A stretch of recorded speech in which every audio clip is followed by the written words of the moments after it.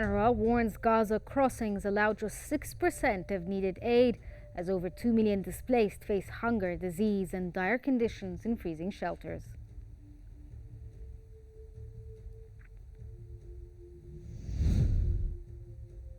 Israeli warplanes launch a series of airstrikes across various locations in southern Lebanon.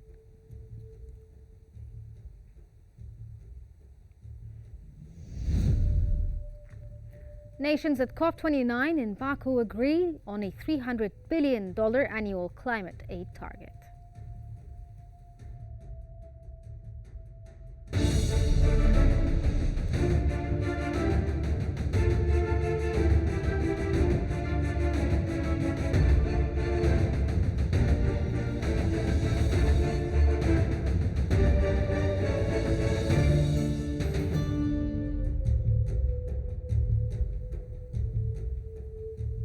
It's 10 minutes to 8 Cairo local time, and now you're watching Q News. We begin today's bulletin with the latest developments in Gaza.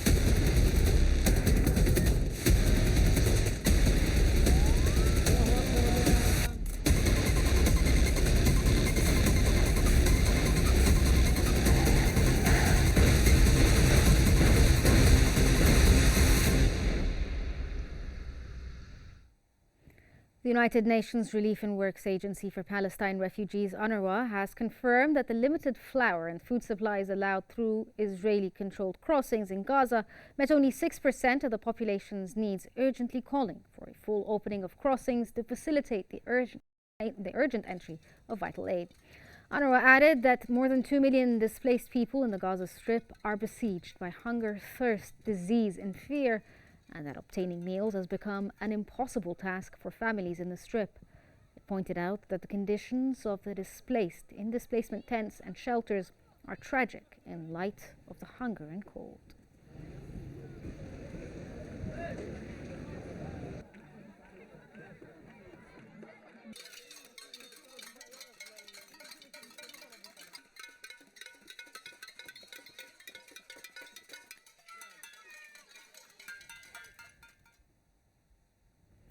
Hundreds of residents have been forcibly displaced from Gaza's Shajaiya neighborhood east of the city, following new evacuation orders and threats of Israeli strikes.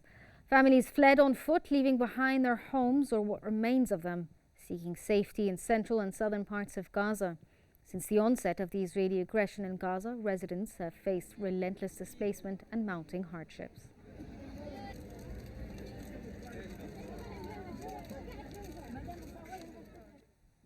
Israeli occupation forces have arrested at least 12 Palestinians across the West Bank, including former detainees. The Palestinian Prisoners Society and the Commission of Detainee Affairs reported that the arrests occurred in Tulkarm, Hebron, Nablus, Jenin and Jericho. The raids involved assaults on detainees and their families, as well as extensive property destruction.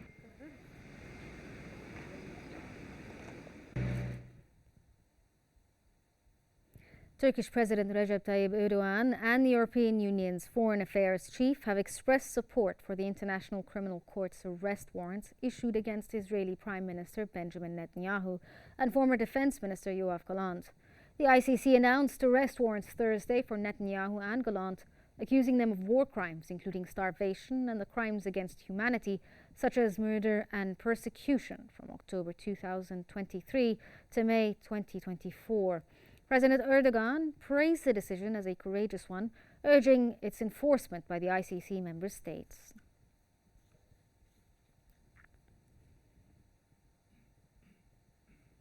Palestinian medical authorities have announced that the Israeli military operations in Gaza killed 120 and wounded 205 people in the past 24 hours. That came as the Israeli aggression on Gaza and the West Bank continues. Gaza-based health authorities announced that the death toll from Israeli attacks on the Gaza Strip climbed to over 44,100 and over 104,400 wounded.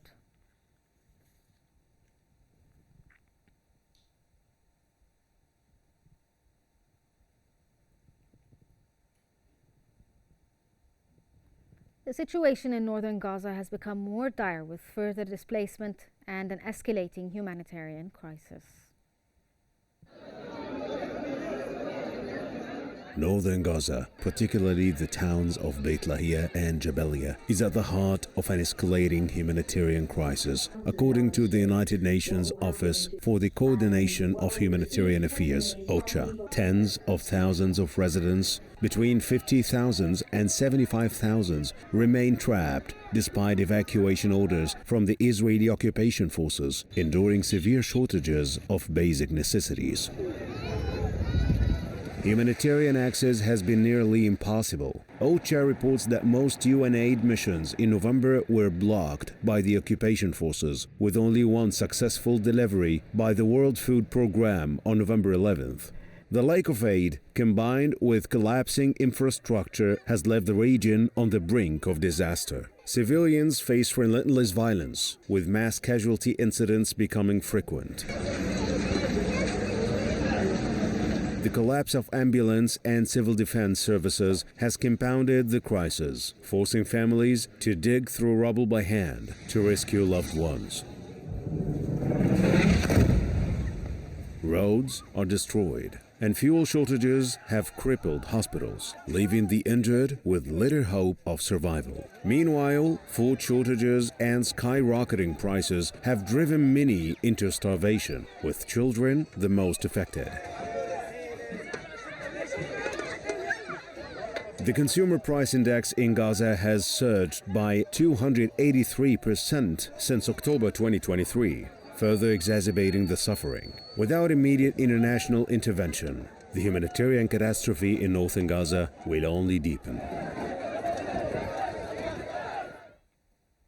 For more analysis, we now move to Selma in our newsroom. To Selma.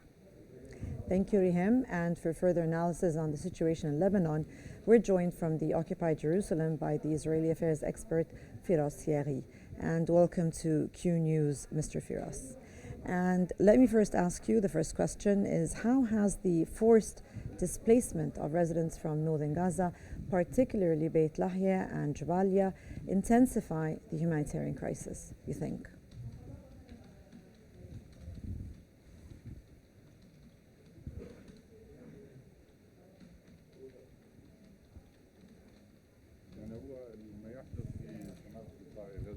What's happening in the north of Gaza Strip of genocide and forced displacement, aiming to control this area for the settlement in the future.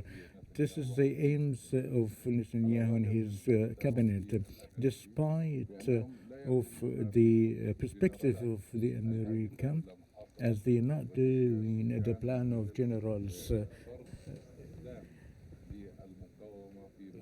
aiming to the surrender of the resistance in a way to go for a deal of detainees. If the conflict continues at that pace and that way, certainly there will be more escalation in the region and affect the situation in Lebanon. But it seems that Lebanon has a different issue, as the crime and the ethnic cleansing is happening in Lebanon as happens in Gaza. Up till now, 1,800 martyrs in the Gaza and more than 100,000 being displaced of 1.5 million inhabitants. In addition, in 4,000 wounded. Also, the exiting of all the health establishment from services and soon Israel already attacked Kamel Adwan's hospital by helping its manager, Dr. Kamel Abu Sofia. That indicates that Israel wants an area that is appropriate for living. Mr. Firas, let me also ask you, going back in the same subject, what are the immediate risks faced by the forcibly displaced families as they flee violence and destruction in northern Gaza?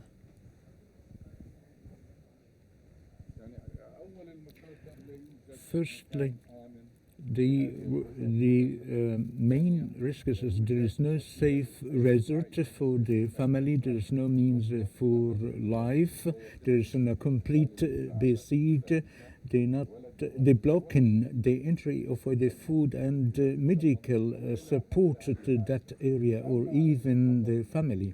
This is actually my third question, and how can we actually enforce Israel and pressure it to ensure the humanitarian access to northern Gaza?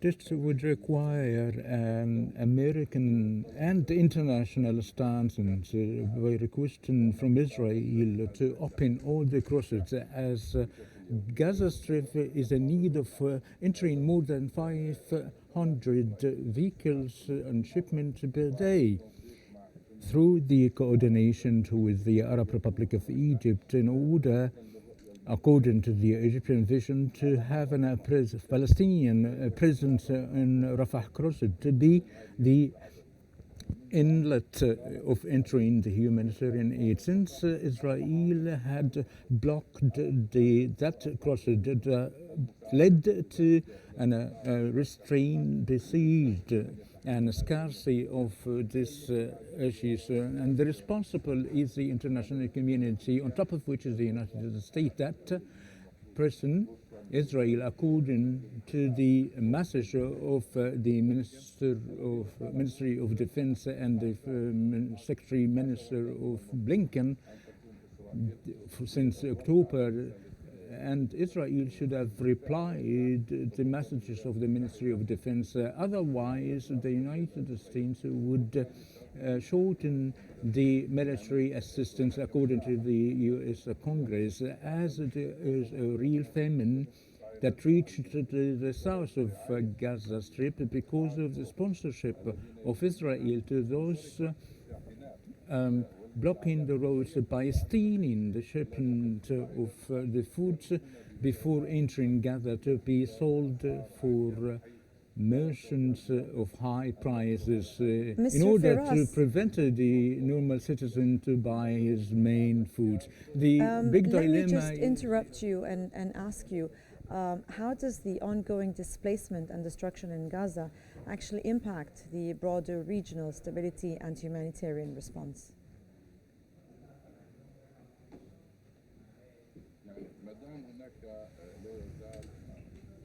As long as there is an aggression against the Gaza Strip of the form of the mass genocide and the displacement would affect the geopolitical policy and the instability in the region. So not resorting to the concept of prosperity and peace in the region, not to give the Palestinian people the liberation and according to the international resolution, in order to have two states for two people, and we have a guarantee even to Israel, even the Islamic and the Arab countries proposed security for Israel, but it seems that the cabinet of extremists do not wish to have peace, nor Mr. security Firas, for the neighboring countries. That was the Israeli affairs expert, Firas Yaghri. Thank you so much, Mr. Firas, for your insights. And we are now back to you again, Riham.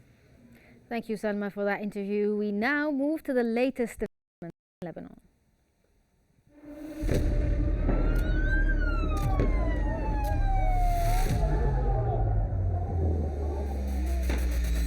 كل المستهدفين هن مدنيين.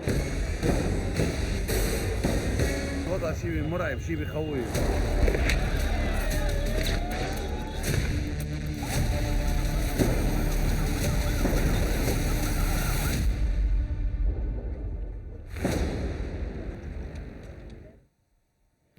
Israeli warplanes have launched a series of airstrikes across various locations in southern Lebanon. Lebanese media reported that the Israeli aircraft carried out a raid on a road in Natia and raided the area between Tora and Marika in Tyre for the second time today. Meanwhile, in Marjayun, a tank shell hit a civilian house, injuring one person and causing significant damage.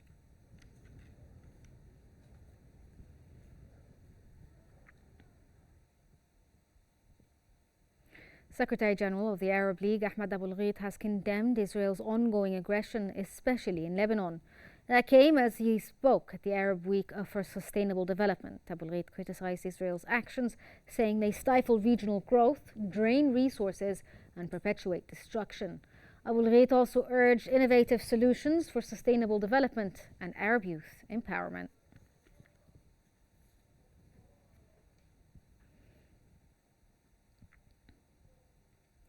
The Israeli occupation forces have bombed a military checkpoint belonging to the Lebanese army in Al Amiriya in Tyre. According to the initial toll, the attack has killed a Lebanese soldier and injured 18 others. It also burnt a military vehicle.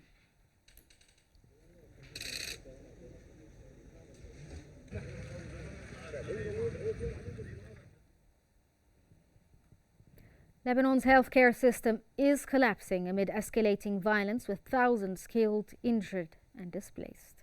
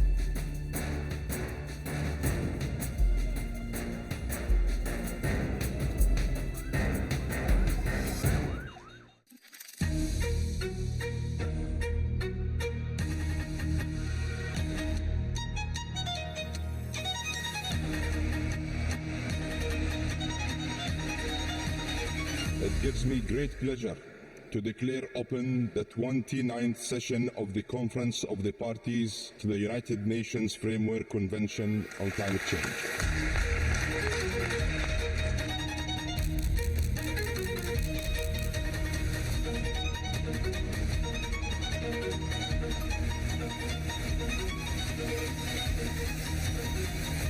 COP29 must tear down the walls of climate finance.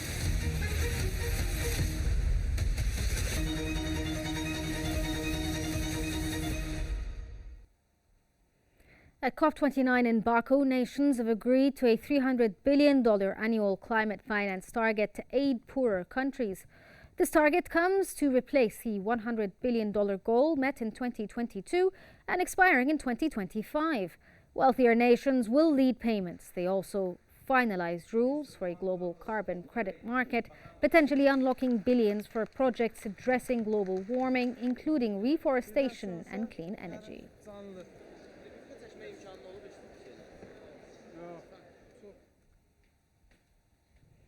Germany's Foreign Minister Annalena Baerbock has stated that more is needed after COP29 countries in Baku agreed on a $300 billion annual global finance target to assist poorer nations with climate change. She expressed surprise at claims that a broader donor base could harm poorer countries. While some hailed the deal, others criticized wealthy nations and Azerbaijan for rushing the plan. Baerbock reaffirmed Germany's commitment to European climate goals despite the upcoming elections. Dies als Thema der Spaltung in diese Klimakonferenz reinzutragen. United Nations Secretary General Antonio Guterres has expressed disappointment over the outcome of COP29 summit in Baku, where countries agreed to a $300 billion annual global finance target to assist poorer nations in coping with climate change impacts. The agreement reached after extended negotiations in the two-week conference in Azerbaijan's capital aimed at boosting efforts to curb global warming during what is projected to be the hottest year on record. While some delegates welcomed the deal with a standing ovation, others criticized wealthy nations for not doing enough and accused Azerbaijan's presidency of rushing the adoption of the contentious plan.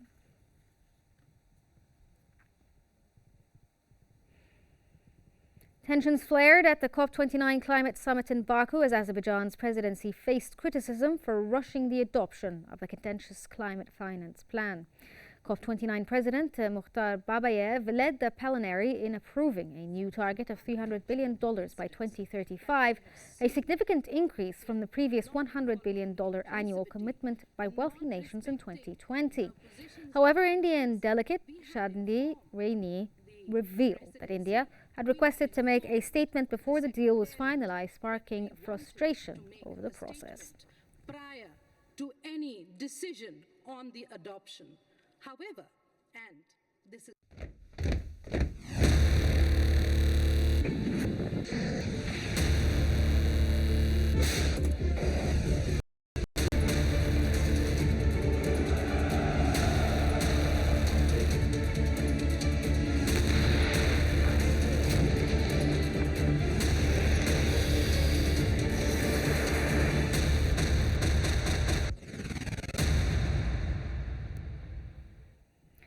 The Kremlin has confirmed that Russia will respond to the unprecedented escalation caused by the outgoing U.S. administration. In a statement, the Kremlin accused the U.S. of taking increasingly reckless action that heightened tensions over the ongoing conflict in Ukraine. It also noted that Russia's updated nuclear doctrine serves as a message to the West.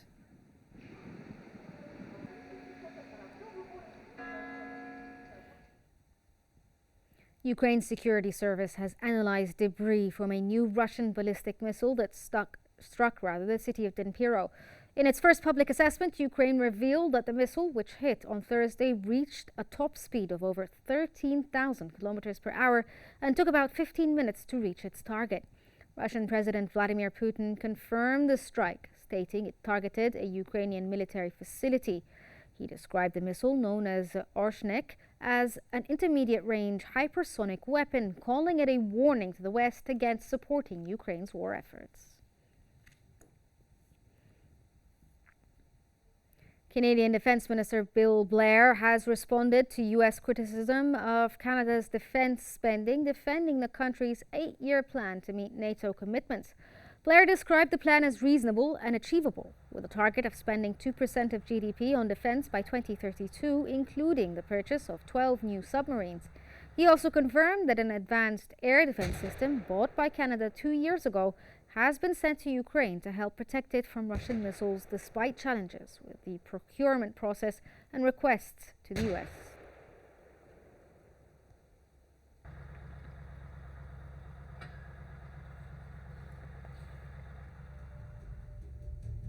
That brings us to the end of our news bulletin. Here's what we've been covering.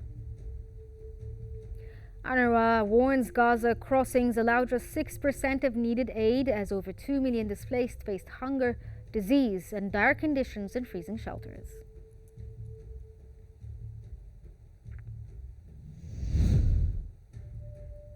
Israeli warplanes launch a series of airstrikes across various locations in southern Lebanon.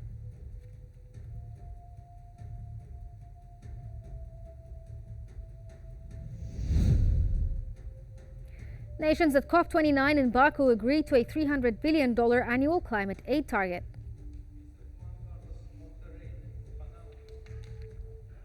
This concludes our news bulletin for the hour. Don't forget to follow Q News on YouTube, Facebook, X, Instagram and TikTok at Qnews EGY to stay informed. Thank you for watching and stay tuned for more updates here on Q News.